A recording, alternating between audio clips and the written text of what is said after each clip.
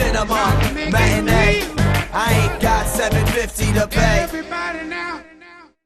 All right, I don't like these new mummies, man. I like my mummies old-fashioned, just a guy walking around wrapped in some toilet paper. But now they got these new mummies up here. They can breathe fire, do karate, turn into werewolves. I mean, I can't take all that. I need my old-fashioned mummy. From like toilet paper to ceramics now. It's like being attacked by the Garden Ridge. And you have to appreciate how Jet Li is the mummy, or he can transmorph into a Hydra or a Chimera, or just well, you know what? Whatever effects package came out that week that they could afford, that's what he could turn into.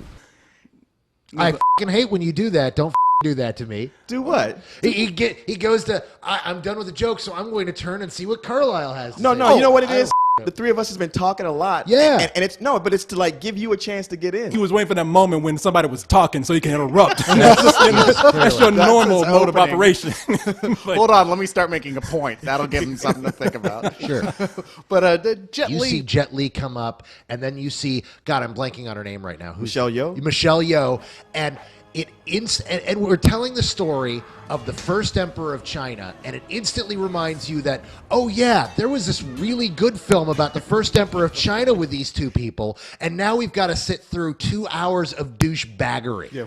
But man, I don't even know why anybody would give a synopsis of this movie. As Carlisle says, it starts out with the first emperor of China. He's the guy who goes in and just says, I'm going to conquer everything. Cut to years later, Brendan Fraser brings back the mummy. And you know what? They just said, it. We don't need a script. We're going to make this up as we go along. No, not Brendan Fraser now, but Brendan Fraser light. They found a kid that mildly looks like Brendan Fraser, except he makes Brendan Fraser look like Al Pacino in his acting ability by comparison. No, it was, the thing is they do stuff in here that it's so textbook novice screenwriting that, and they think they're so cutesy. You do not accidentally have a scene in which a yak throws up so you can say, Yak.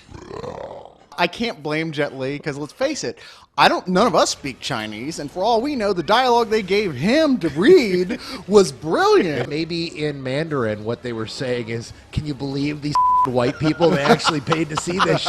The worst, like I had already given up at this point, but there's a point where they introduced Kung Fu Abominable Snowmen in CG, and I just couldn't stop laughing for like a minute. You gonna call out Yetis and three-headed dragons? Bring a leprechaun in with a machine gun. This movie has no rules. Really? Hey, mommy! Seems to Felix mutual. Shut up, Playboy! Run!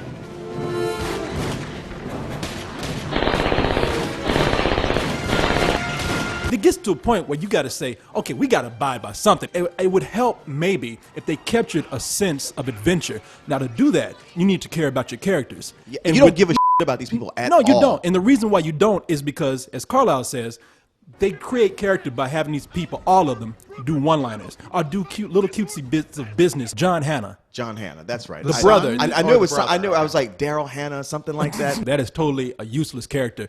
Not only, if I was this dude, I would walk to my agent and say, what the did you do this for? Did you not read this before they gave me this? I mean, I got the check already. Ain't nothing I can do to get out of this. In John Hannah's defense, what was the last movie you saw him in? Okay, so I like the setup at the beginning of the movie. I like the battle at the end of the movie. I even like these actors. It's just that they're all involved in a very empty film. So I'm going to give this a really low rental. Yeah, I have to agree with you wholeheartedly on just about every point you made. I mean, even like as much as I may have wanted to go at that battle at the end, I'm like, okay, it's a bunch of statues fighting a bunch of skeletons. But yeah, if you're a little kid, sure, rental. But I remember when I was a kid, even then I could go through some stuff. You know what? This is stupid. I don't like this. This is dumb. So I'm going to say this is some old bullshit. This is ass-tastic. I'm happy to be out of that theater, so some old bullshit.